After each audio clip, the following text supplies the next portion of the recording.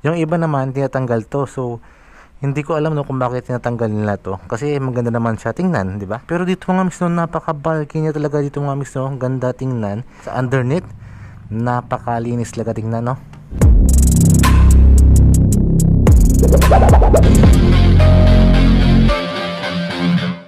Mega Dave. Motor Trade. Motorsiklo, sigurado alaga ka dito.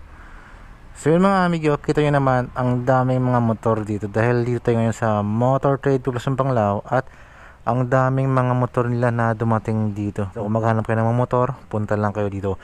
Pero dito mga amigo no, may nakita ako dito na bagong kulay na nilabas ngayong 2023. Gandang ganda din talaga ako sa motor na to, pero hindi ko talaga siya trip na pang long ride. Kaya pumunta tayo sa PCX 160. Pero siguro kung may chance na magkaroon tayo ng motor ng ganito ay panigurado mga miss na gugustuhin ko talaga. Ito ang Suzuki Raider 150 Fi. Kita nyo naman, ang ganda ng kulay. First time ko na nakita ang ganitong kulay. Diba? Poging-pogi. Kaya man mga amigo, bago rin simula, montage, pasok.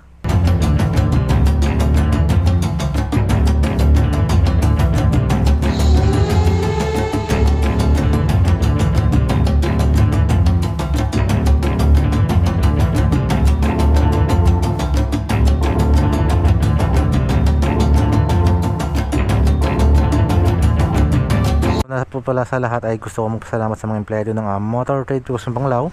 Ma'am sir, maraming salamat po dahil pinayagan niyo po ako mag-vlog dito sa inyong branch. Dito tayo mag-focus ngayon.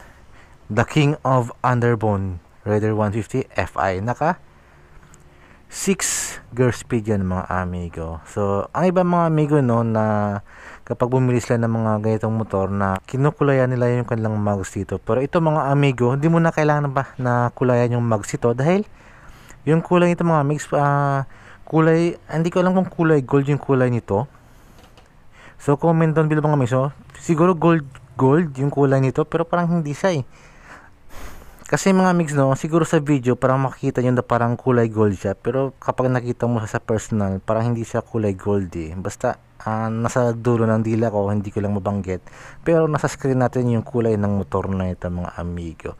At yung pinaka nagustuhan ko rin mga amigo sa motor na ito mga megs, dahil ito talaga yung mga megs yung motor na pang racing talaga. Mas iba yung pormahan niya kumpara sa carb type. Gustong gusto ko ito mga amigo, hindi to niya di ba? Parang napaka sporty looks talaga niya. Sabay no pa na angas ng kanyang fender dito. Tapos may mga decals siya dito. Suzuki, siyempre sa ating engine naka dual overhead camshaft yan.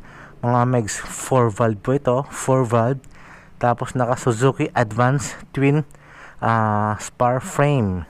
Yung kanyang frame dito, kita nyo man is naked na naked at may malupet na Raider R150.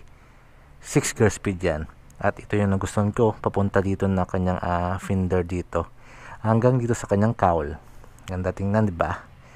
At nag-improve na rin mga amigo no dahil yung kanyang busina dito, may cover na yan mga amigs na plastic na fiber to protect po para sa mga bato-bato no. Hindi tatama po sa ating horn dito. Siyempre sa kanyang front suspension, kita nyo naman ay gumagamit siya ng telescopic fork. Pero angas talaga mga mix ng porma ng Fi no. Gusto ko talaga yung pormahan ng kanyang front headlights dito, parang si Optimus Prime. Yun nga lang no, sana sa sunod maglabas sila ng naka LED na yung kanyang signal lights dito. So dito kasi is halogen, pero yun no, huwag tayo mabahala dahil once na may extra income tayo, pwede naman natin palitan ng LED. Pero sa kanyang high beam, low beam, LED po yan mga amigo. Ito mga amigo, parang ito ata yung mayroon siyang daylight running dito. Ito ata yung kanyang daylight running. At may 3D emblem na Suzuki. Ito mga amigo yung nagustuhan ko sa kanyang front suspension dahil may cover dito. Yan. So protect po. To protect para sa mga bato-bato na hindi tumama dito or di kaya hindi siya pasukan ng mga dumi dito mga amigo. Yung mga trademark ni Suzuki, yung kanyang front disc brake dito, na ganito lang no, wala siya dito. Ito yung mga trademark nila. At yung kanyang California walang brand. Pero kung may extra income ka na, pwede mo na naman palit ng mga Bypre, diba? Kita nyo dito. Actually, gustong gusto ko talaga yung kulay na kulay itim sa mga motor. Dahil kita yung mga lining dito.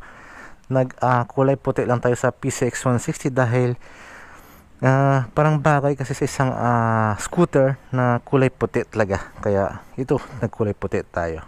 Sabay nung pa mga amigo na kanyang handlebar dito. Yan o. Pang racing talaga yung pormahan ng kanyang handlebar dito.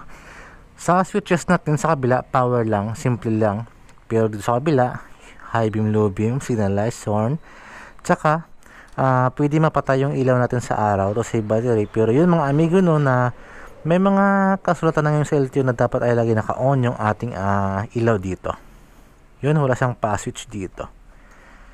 So, simple lang no. Pero dito mga miss no, napaka-bulky niya talaga dito mga miss no. Ganda tingnan.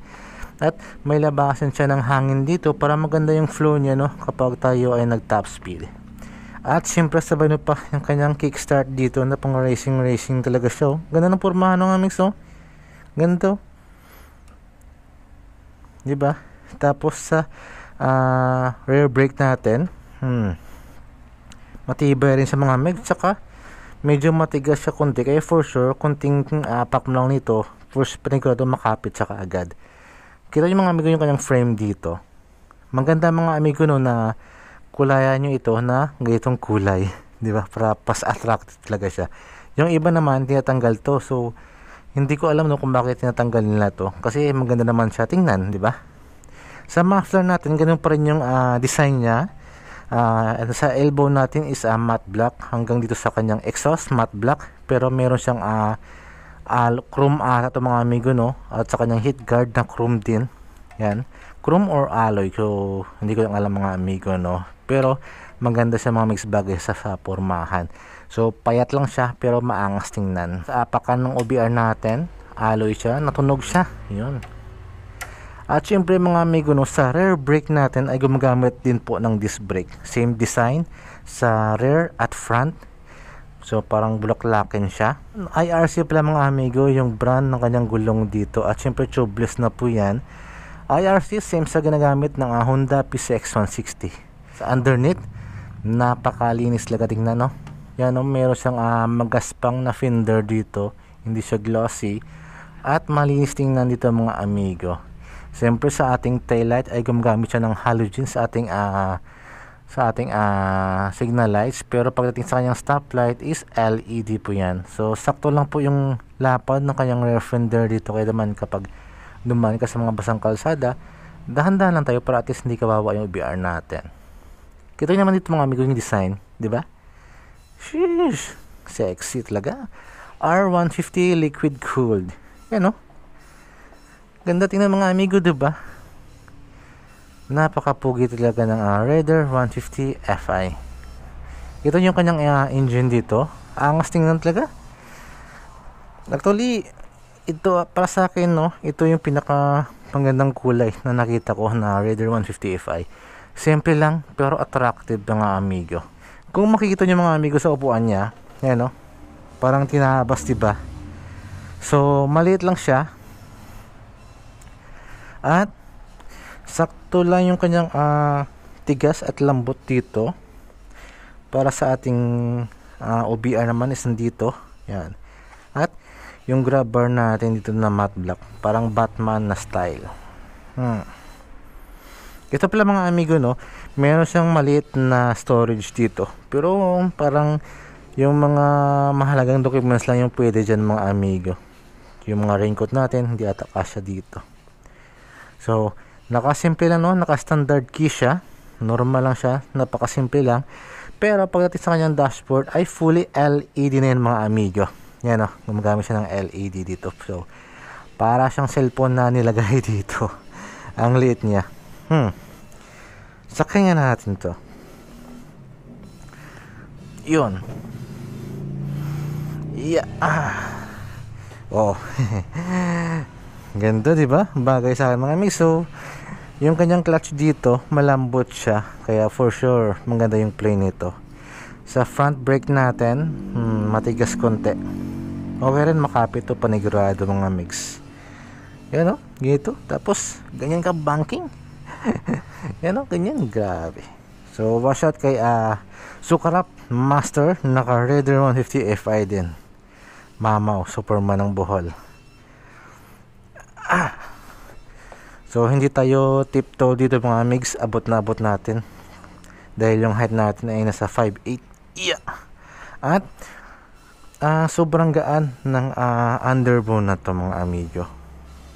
So yun mga amigo, no, magkano ba yung kanilang Raider 150 FI dito sa Motor Trade Poblacion Panglao? Yung presyo nito mga amigo ay nasa 120,000. Tapos may down payment po ito na 9,000. Yung monthly for 3 years ay nasa 5,500. At yun mga amigo, no, once na on time po tayo magbayad ay may rebate po yan na 200.